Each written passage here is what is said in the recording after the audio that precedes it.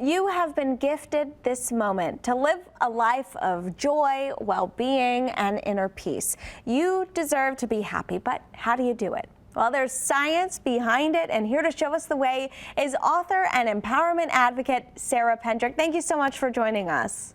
Hi, Alyssa. Thank you for having me. It's so good to see you again. You too. So I want to talk a little bit about your book, Beautifully Brave. What inspired you to write it? Oh my gosh. So I have it right here, which I'm so excited about. I know that it's been a really tough year, and I've been working on this book through my own journey and the processes. And I think it's important that everyone knows those tools to cultivate a life of happiness, and also those little practices that you can do every day to live lasting happiness, to live in your power, and also bring your family and people that you love in on the journey as well. I love that. And on to the science of being happy. You say there are two types of happiness. Can you explain what those are?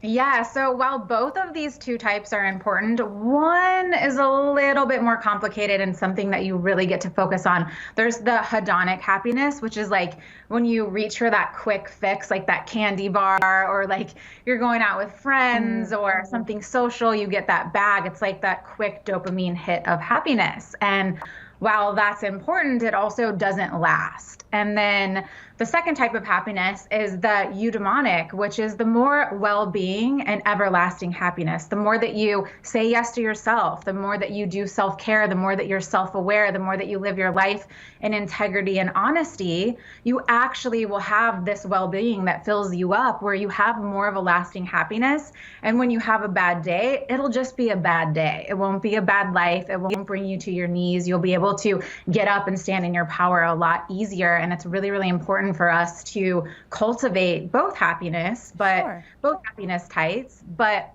really the eudaimonic. So how do we shift from that instant gratification happiness to the more lasting one? How do we figure that out?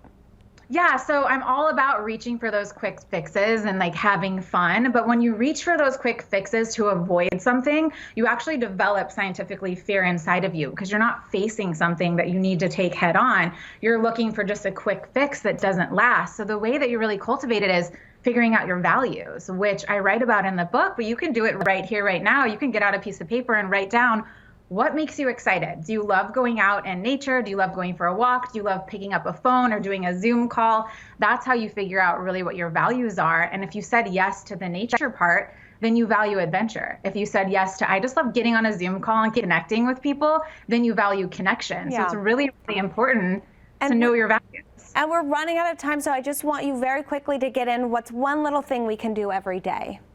Yeah, so every day when you wake up, everyone has 2 minutes, so you can do this. Just write down something that you're in fear of. Write down something that you've been like putting off, or something that scares you. And then right after that, write down just one tiny little step that you're gonna take to overcome that fear, and then jump into one of your values 2 to 5 minutes a day. Okay, Sarah, thank you so much for joining us. Here's information for the book, Beautifully Brave, on your screen right now. Thanks again. Thank you. I'll see you soon. All right.